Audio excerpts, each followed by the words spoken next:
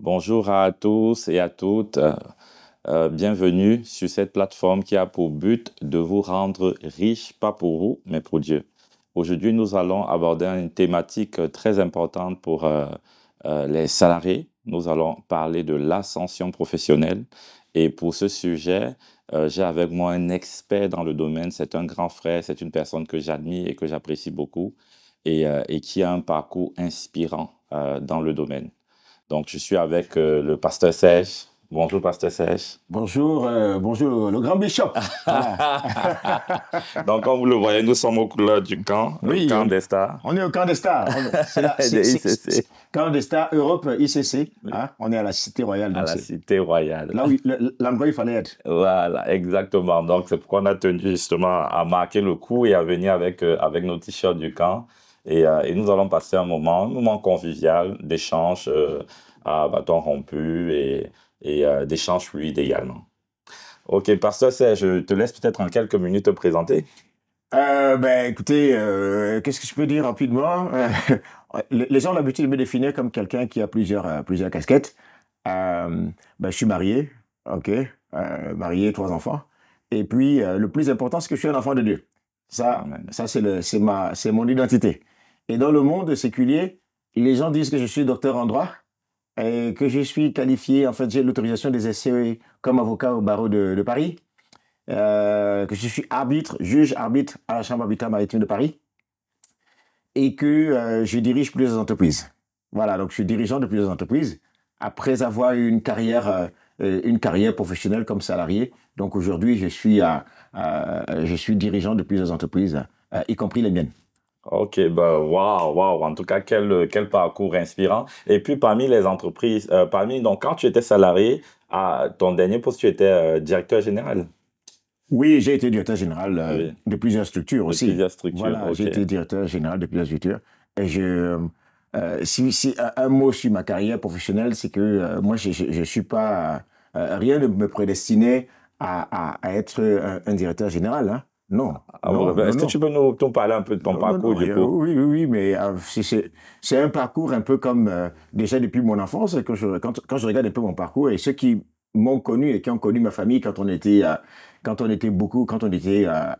Afrique, mais rien ne prédestinait que je sois là où je suis aujourd'hui parce que mes parents n'ont pas fait d'études. Et pourtant, j'ai fait une thèse de doctorat.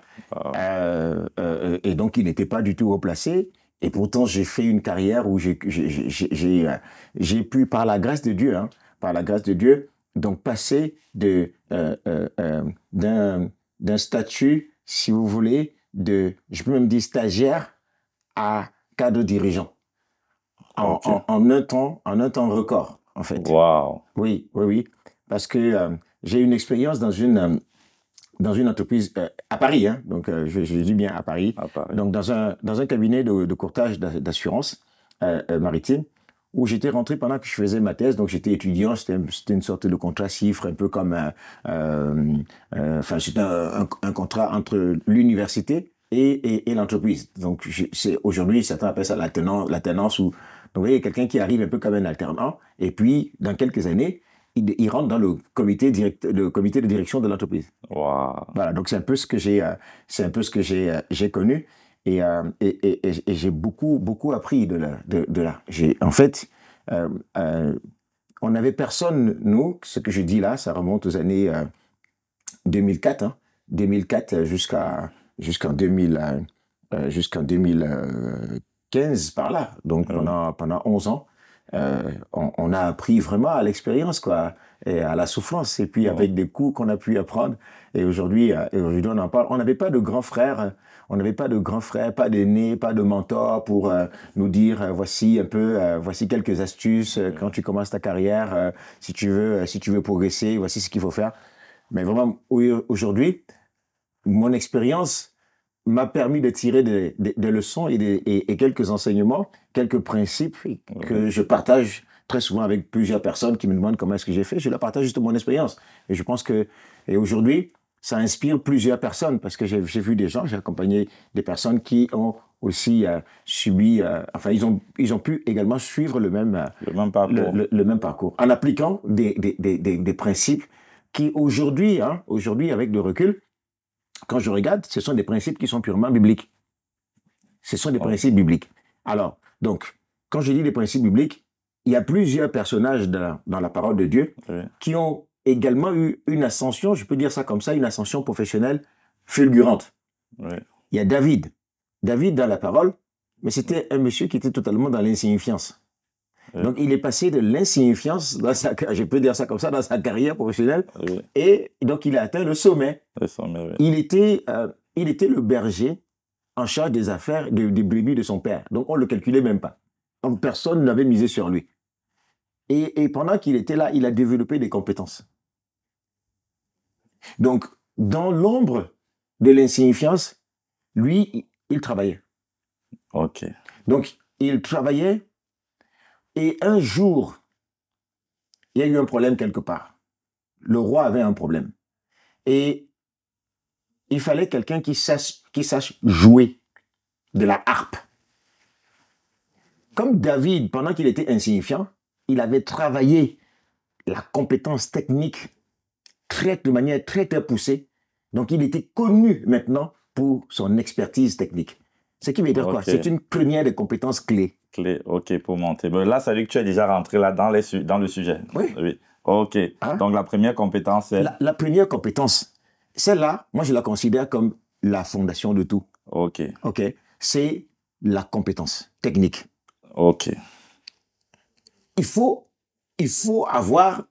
être reconnu pour une expertise, quelque chose, un savoir-faire. Qu'est-ce que vous savez faire? Découvrez ce que vous savez faire et faites-le excellemment bien. Voilà. Donc, David, le roi cherchait quelqu'un qui sache jouer. Et les gars sont venus dire, les conseillers du roi sont venus dire, nous connaissons un gars, David, fils d'Isaïe, qui sache jouer. Mais on ne s'arrête pas uniquement là. Regardez ce que la Bible va dire. Je vous lis un passage. Donc, la Bible dit dans 1 Samuel chapitre 16, au verset 18, l'un des serviteurs prit la parole et dit, voici, j'ai vu un fils d'Isaïe, Bethlémite, qui sait jouer. On va compter là. Ça, c'est une première compétence. Regardez, première compétence. Qui sait jouer? Compétence 1. Deuxièmement, c'est aussi un homme fort. 2. Et vaillant. 3. Un guerrier. 4. Parlant bien. 5. D'une belle figure. 6.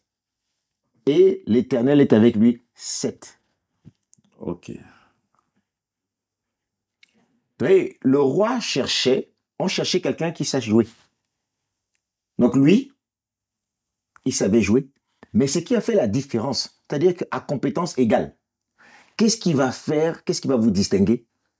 C'est votre capacité à augmenter, à ajouter d'autres compétences qui vont vous distinguer des autres. En fait, c'était la clé de David. Alors, j'espère que c'est clair pour nos auditeurs. Donc, la faveur de Dieu. En fait, Dieu n'aurait même pas permis qu'on puisse localiser David s'il n'était pas compétent. Non. Parce qu'il y a beaucoup de chrétiens qui passent le temps à jeûner, prier, mais le ciel est fermé. Le ciel dit non, n'exaucez pas. Pas lui. Dieu demande aux anges de ne pas se déployer. Non, pas lui, parce qu'il peut être une insulte pour le royaume, en fait. Justement. Oui, ça fait pas honneur au royaume. Oui. Parce que c'est pas le fait d'être... J'ai l'habitude de dire que les recruteurs ne recherchent pas les chrétiens. Oui. Les recruteurs ne recherchent pas les chrétiens. Les recruteurs recherchent des personnes compétentes. Oui, c'est très bien. Et la Bible dit d'ailleurs que quiconque prononce le nom de Dieu qui s'éloigne de l'iniquité. Bien sûr. Et l'iniquité, c'est le fait de pouvoir aussi salir le nom de Dieu. Oui. Et il y a certaines personnes qui, à cause de l'incompétence, peuvent nuire au royaume. Bien sûr. Parce qu'ils sont incompétents, et puis à partir du moment où vous êtes incompétent, ben, qu'est-ce que vous voulez? Les gens vont vous dire, mais si c'est votre Dieu que vous priez là, votre Dieu, il n'est bon qu'à quoi? Il est juste bon à prier? Non. Les chrétiens, moi j'ai l'habitude de dire que les chrétiens ne doivent plus simplement être reconnus comme bons à prier, mais les chrétiens doivent être reconnus comme bons à briller aussi. À briller. Voilà. Très bien dit.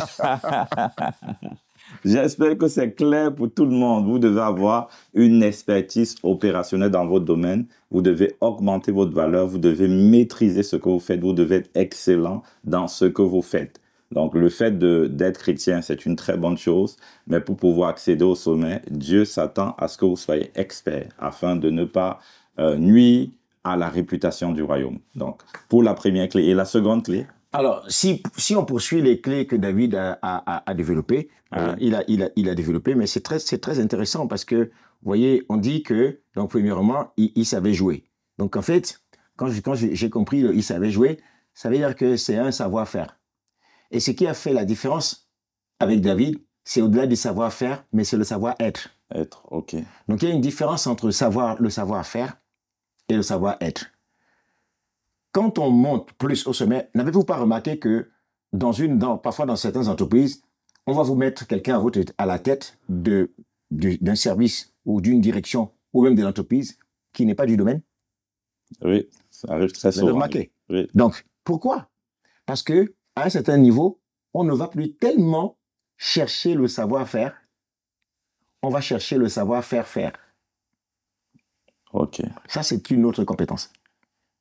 Donc, et le savoir-faire faire est beaucoup plus proche d'un savoir-être. Parce que celui qui sait faire va maintenant venir s'appuyer sur les techniciens et être capable de jouer le rôle de chef d'orchestre. N'avez-vous pas vu que le chef d'orchestre, lui, il ne sait pas forcément jouer à la guitare. Hein? Le chef d'orchestre ne sait pas forcément jouer au piano, hein? Ni à l'orgue ou que ça, mais le chef d'orchestre, il fait jouer tout le monde. Ok. Vous voyez? Oui. Donc, si vous voulez aller au sommet, imaginez, regardez le chef d'orchestre. Regardez un chef d'orchestre. Le chef d'orchestre, il sait faire l'articulation de tout. Alors, donc, quand on regarde donc les compétences, on dit que David était un homme fort. Vous savez que on dit la force de quelqu'un, c'est en fait, ça veut dire qu'il avait développé une mentalité. Il avait développé un mindset, des caractères qu'on voyait en lui. Quelqu'un de fort, ça veut dire que c'est quelqu'un qui faisait de l'exercice. Il travaillait.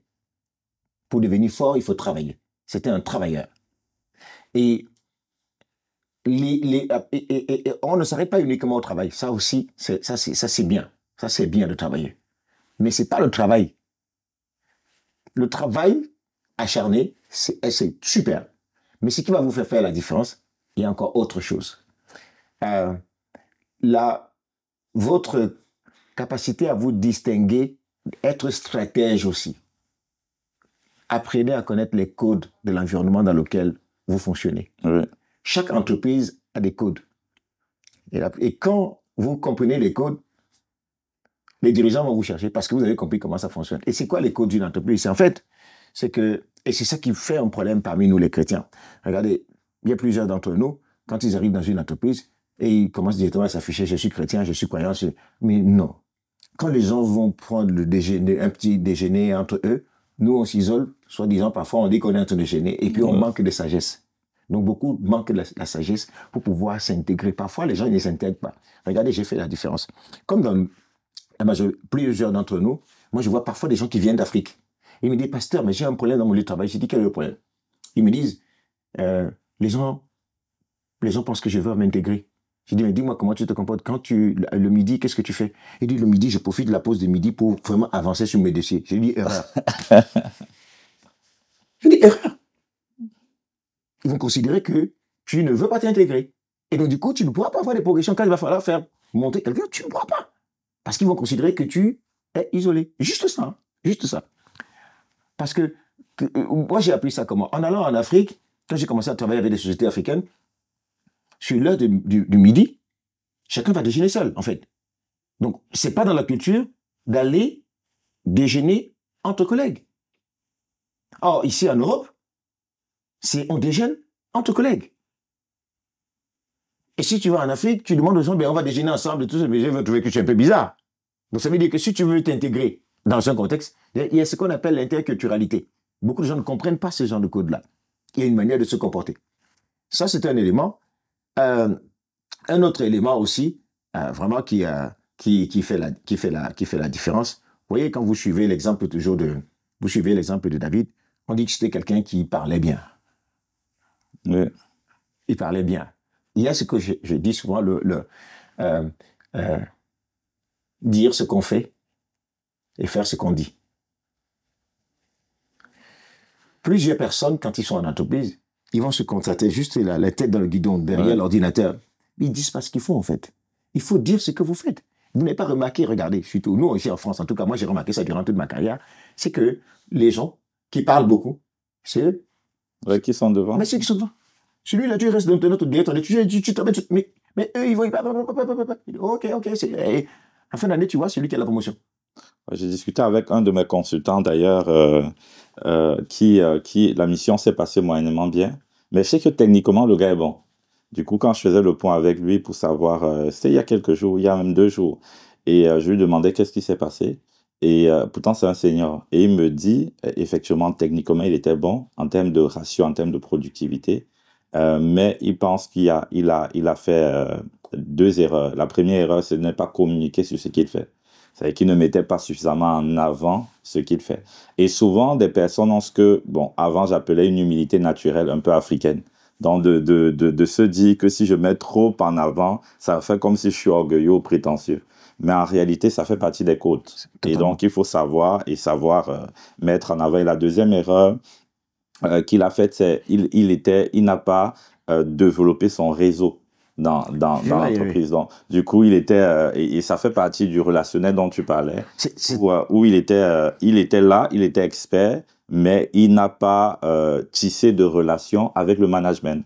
Et à côté, il y avait quelqu'un qui est moins compétent que lui, qui a même fait des erreurs, qu'on a effacées. Pourquoi? Parce qu'il avait un très bon relationnel avec le management. Et ça rejoint clairement pour que une mission réussisse, ou du moins pour briller dans un poste. Un, il faut connaître les codes, comme tu l'as dit, et deux, il faut savoir développer un relationnel autour de soi et aussi avec le management. Et la meilleure manière de développer ce relationnel-là autour de soi et avec son management, c'est d'avoir la mentalité des gens qui solutionnent les problèmes. Oui. C'est-à-dire que la mentalité des gens qui solutionnent des problèmes. Vous voyez un collègue qui, par exemple, a une difficulté sur quelque chose, tu dis, ah oui, tiens, je sais, est-ce que je peux t'aider? Là, c'est absolument important, ça soigne le relationnel. Votre direction, vous avez entendu parler qu'il y a un enjeu, il y a un souci dans tel autre aspect, déchargez votre N plus 1. Oui. Solutionnez les problèmes de votre N plus 1. Oui. Ne vous dites pas, ah, lui, il a juste le titre, et puis moi, je fais le travail. Non. Ah, mais oui, ça arrive à plusieurs personnes. Oui. Et donc, il ne solutionne pas le problème de N plus 1, parce que plus tu vas solutionner le problème de ton N plus 1, plus lui, il va se faire valoriser. Bon, c'est vrai que tu arrives parfois, tu trouves des N plus 1 qui ne savent pas mettre en avant, valoriser le travail des autres. Mais c'est pas grave. Quand tu restes fidèle dans ça, tôt ou tard, tu seras récompensé. Soit dans cette même entreprise-là, soit ce sera ailleurs. Parce que ta valeur, ce sont des clients. Parce que n'oubliez pas, vous avez des clients auprès de qui vous faites des prestataires, et aussi ils remarquent. Non, c'est clair. Moi, une chose aussi, ça c'est très vrai, c'est l'un des conseils que je donne aussi. L'autre conseil que je donne souvent parce que comme moi j'ai un cabinet de conseil, du coup, on a plusieurs consultants qui vont en mission, c'est de pouvoir observer aussi le tempérament du manager.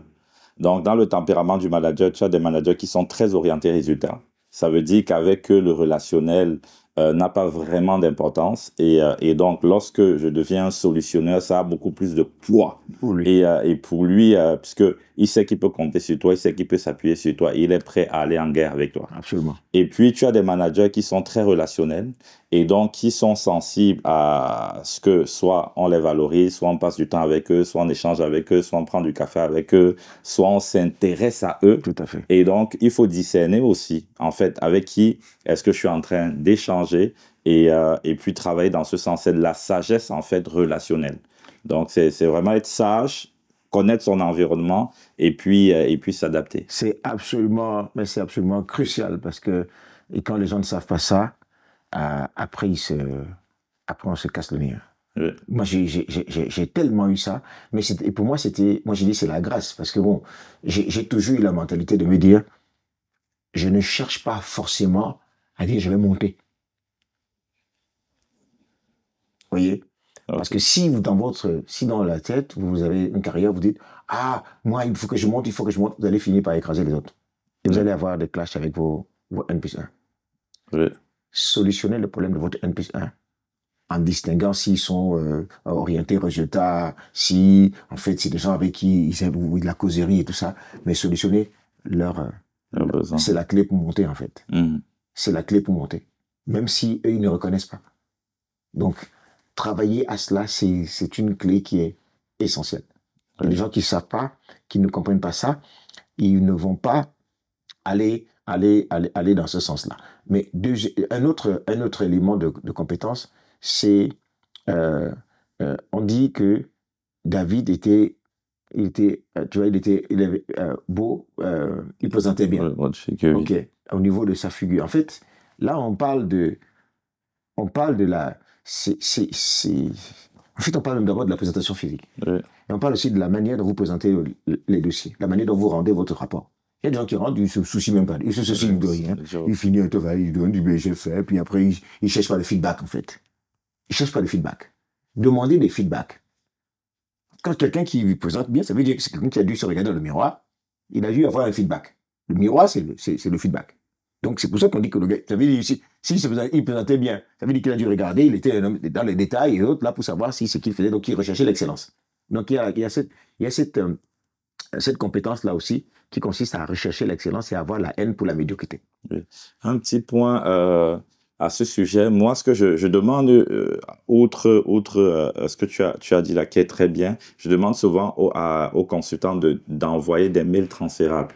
Parce que souvent, lorsque beaucoup de personnes disent souvent que mon N+1 ne me met pas suffisamment en valeur auprès de la hiérarchie, parce que le mail que tu envoies, il ne peut pas transférer. Donc, il est obligé de le retravailler, et quand il le retravaille, il l'envoie. Et donc, si tu envoies un mail qui est transférable, c'est-à-dire qui est suffisamment bien fait, très clair, très précis, il peut, s'il n'a plus rien à modifier, il aura du mal à juste copier-coller. Bien sûr. Mais s'il doit retravailler ton mail, il y a fort à parier qu'il ne te mette pas en copie. Bien sûr. Pourtant, s'il transfère à l'identique, généralement, même sa conscience va le juger. Donc, il faut avoir ce goût pour l'excellence et envoyer des mails qui sont transférables à son N+1.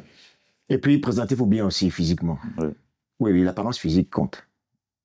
Nous, on va dire on est chrétien, Dieu nous regarde. La Bible dit que Dieu regarde au cœur, hein, mais les hommes regardent à ce qui frappe. Donc, donnez aussi ce qui frappe. Habillez-vous bien. Oui, non, habillez-vous bien. Il ne faut pas qu'il y ait des odeurs. Tu es en période de 40 jours et jeûne et prière. Puis, il y a un démon d'odeur qui jaillit de ton haleine. C'est le parfum de la bonne odeur de Christ que les gens veulent sentir. Le parfum de la mauvaise odeur de la transpiration de plusieurs jours ou quoi que ce soit. Et puis après, tu dis, non, celui-là veut même pas. Même amener chez des clients. On ne peut pas t'amener chez des clients parce que tu vois. Il va dire que la persécution. Tu vois, la persécution, alors que non. Parfois, c'est nous-mêmes, quoi. Hein? Il faut battre il faut sur tous les aspects, sur toutes les dimensions. Donc, techniquement, il faut être bon. Ouais. Même physiquement aussi, il faut qu'on voie que maintenant, le gars, il est présentable, il est soigné. Je ne dis pas forcément de t'habiller cher. Hein. Ça n'a rien à voir avec s'habiller cher. Là, franchement, c'est juste te dire que tu es soigné. On voit que c'est quelqu'un de soigné, quelqu'un de propre. Tu n'es pas obligé d'être en costard à cravate. Non. Quel que soit le code vestimentaire de l'entreprise, il faut que toi, tu sois toujours chic. Oui. On peut être même en basket, mais chic. Voilà. Ah oui. Mais les gens, ils ne comprennent pas ça. Donc, tu vois, même la manière, tu peux garder ta barbe, il n'y a pas de problème avec ça. Mais il faut que ce soit soigné, qu'on voit que c'est propre. Il faut des détails comme ça, mais ça fait parfois la différence. Ils n'en savent pas. Moi, je connais, et puis surtout, en France, vous savez que, là, en France, surtout si vous êtes dans un domaine des entreprises qui sont traditionnelles. C'est pas les startups dans le domaine dans tous les nouveaux domaines là. Tout ce qui est domaine traditionnel. Là. Si vous êtes consultant dans tout ce qui est finance, le monde de la finance, c'est le monde tu vois, ouais. Ça fait un peu bling bling, des choses comme ça. Donc si tu ne rentres pas, ça fait partie des codes également. Et très souvent les gens ne le savent pas. C'est très important. Il faut te soigner. Ouais. David tu vois, il avait une belle présentation. C'est un élément aussi. Un autre élément, c'est que la Bible dit qu'en plus de ça, la présence de Dieu était avec lui. Or, l'erreur que beaucoup d'entre nous faisons, on croit qu'il suffit juste que Dieu soit avec nous et c'est bon. Alors, vous voyez que David, cette compétence-là, elle est venue couvrir la totalité.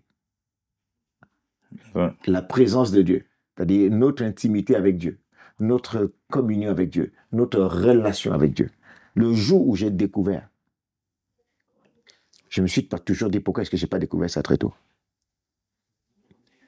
Le jour où j'ai découvert la puissance du Saint-Esprit dans la gestion de sa carrière professionnelle. Ma vie professionnelle a changé. Parce que j'avais dit, ce jour-là, j'ai dit, Saint-Esprit, je fais de toi le manager de ma carrière professionnelle. Amen. 11 ans, j'étais dans un groupe. Et pendant ce temps-là, je changeais, chaque année, tous les 2 ans, je changeais de poste avec des augmentations dans la même entreprise. Hein. Je suis resté dans la même entreprise 11 ans, mais en progressant. Chaque année, jusqu'au cadre de direction, cadre de direction générale. Mais le jour où j'ai découvert la puissance du Saint-Esprit, la capacité à associer le Saint-Esprit dans la gestion de sa carrière, ma vie professionnelle a pris un boom énorme. C'est là que j'ai dit, donc, je ne veux plus aller chercher les chasseurs de tête. Maintenant, je fais du Saint-Esprit celui-là qui va manager, en fait. Vous savez que les joueurs professionnels, ils ont des managers. Donc, c'est les managers qui vont chercher, en fait, les clubs pour eux. J'ai dit, Saint-Esprit, je fais de toi mon manager. Amen. Et je n'ai pas juste fait de toi le Saint-Esprit mon manager. J'ai posé un acte.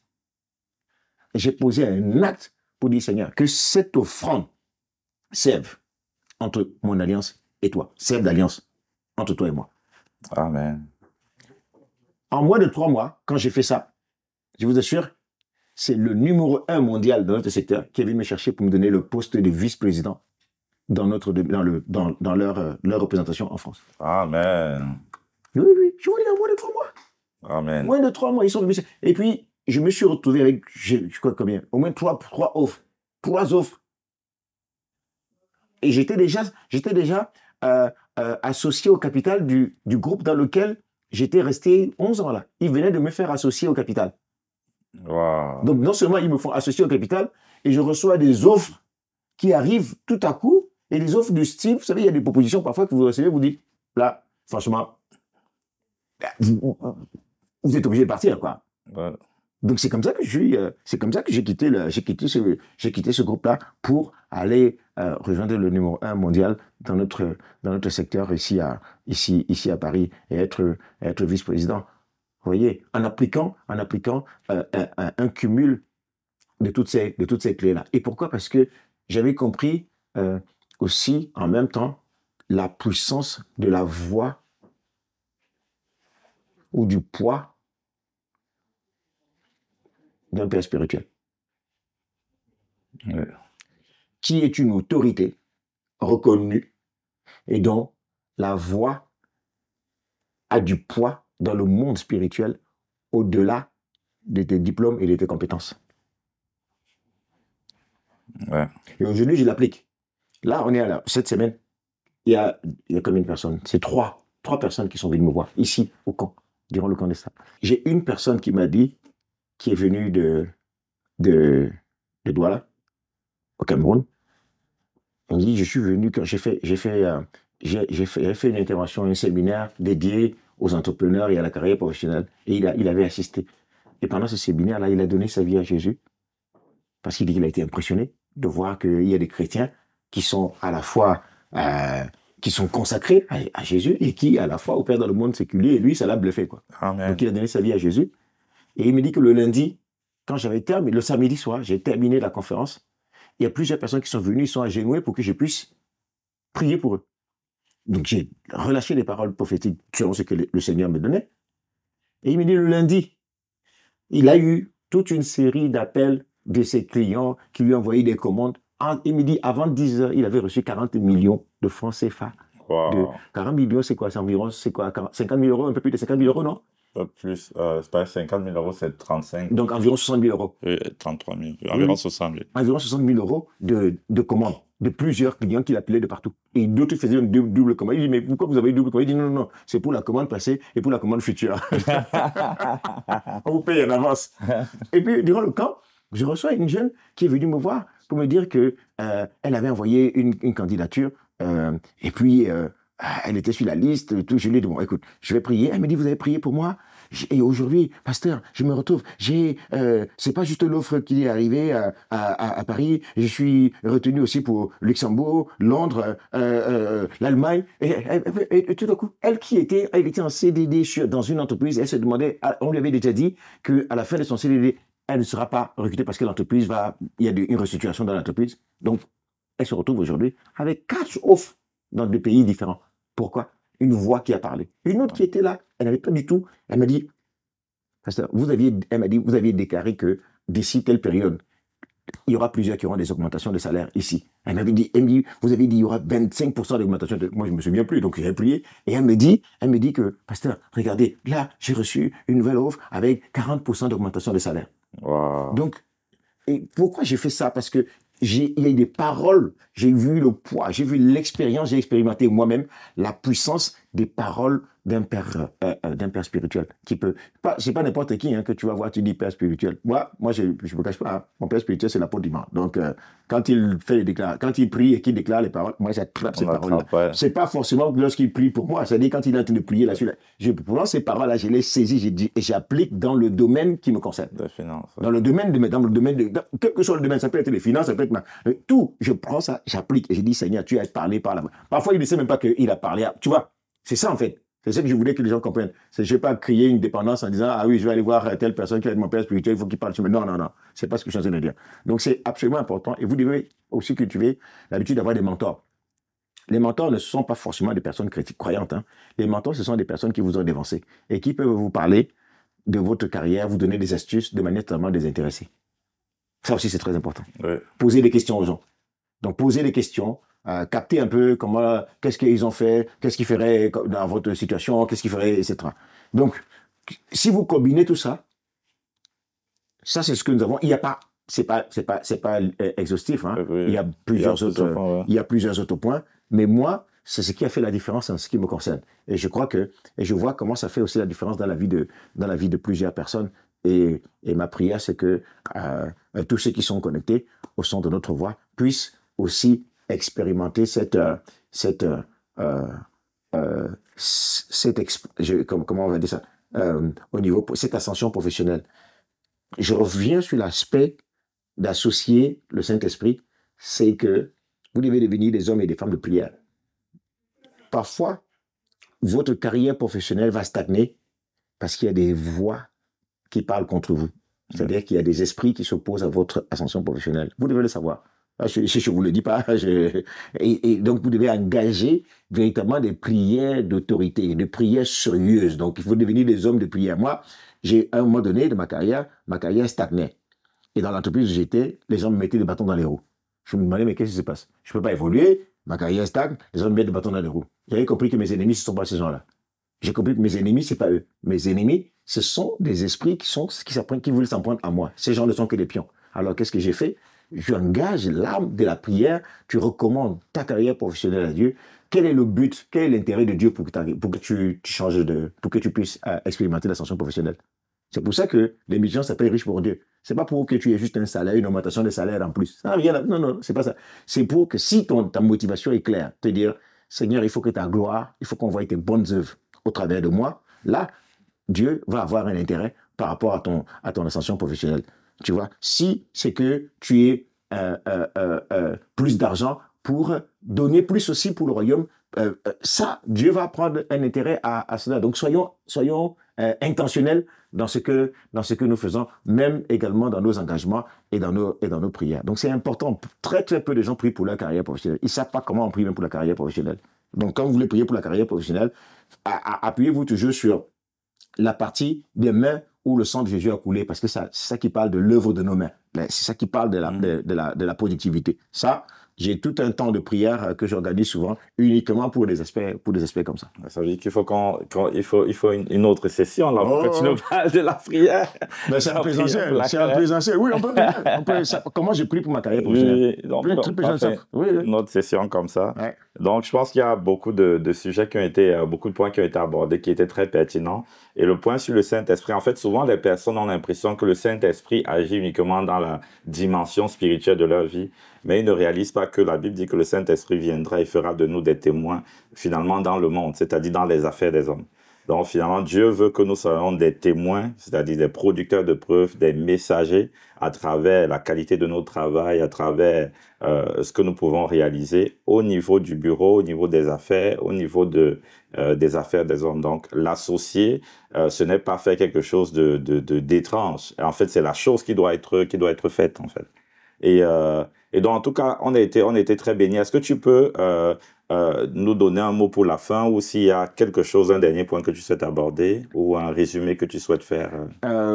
Oui, en tout cas, merci encore pour l'émission. Si je peux dire un mot, c'est euh, soyez, faites une alliance avec Dieu. Associez Dieu dans tout ce que vous faites. Dieu est intéressé par votre ascension professionnelle. Dieu veut que vous ayez l'ascension professionnelle.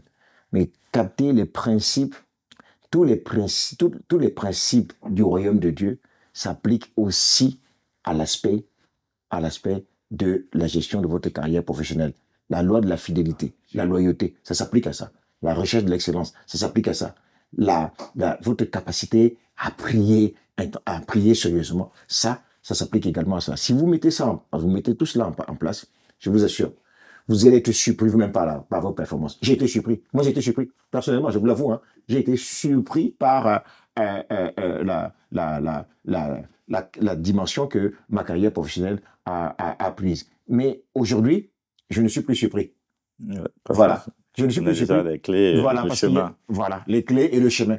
Et comme le PP dit souvent, l'apôtre, le pasteur principal dit souvent, la différence entre un homme riche et un homme qui a beaucoup d'argent est la suivante. Il faut admirer un homme riche et pas admirer un homme qui a beaucoup d'argent. Parce que l'homme qui est riche, il est capable de vous montrer le chemin, les clés. C'est ça sa richesse. Les clés qu'il a à appliquer, les principes, les sentiers qu'il a suivis. Et vous suivez les mêmes sentiers, vous allez arriver au même résultat. Celui qui a simplement beaucoup d'argent, il ne peut pas vous dire comment est-ce qu'il a fait pour avoir beaucoup d'argent. Parce que vous pouvez avoir beaucoup d'argent en utilisant des méthodes qui sont parfois un peu, vous voyez ce que je dis, qui sont un peu borderline. Donc, poursuivez, regardez ceux qui sont riches et qui sont des témoins. Imitez-les. Voilà. Imitez-les, suivez les sentiers qu'ils ont suivis. Et vous allez, s'ils sont arrivés en suivant ces sentiers-là, vous allez également arriver en suivant les mêmes sentiers. Voilà. En tout cas, waouh. Merci beaucoup, Pasteur Serge. En tout cas, pour en aborder plusieurs points super intéressants, on aurait pu aborder d'autres points, mais nous devons nous arrêter là. Et on espère que vous avez été bénis. Si vous voulez suivre le Pasteur Serge, nous allons mettre les liens vers ces pages en bas en description de cette vidéo. Donc, n'hésitez pas à aller vous abonner. Il partage régulièrement du contenu intéressant et puis également plusieurs sessions de formation qu'il offre. Donc, n'hésitez pas à vous abonner massivement à ces pages. Donc, on espère que vous avez été bénis et que à compter d'aujourd'hui, vous allez mettre tout en œuvre pour connaître l'ascension pour la gloire de Dieu. Vous n'avez pas le droit et c'est interdit pour vous de rester, de stagner. Vous êtes appelés à la grandeur, appelés aux hauteurs, afin de produire des œuvres qui donneront toute la gloire à Dieu. On se dit à très vite pour la prochaine vidéo. Peace. Peace.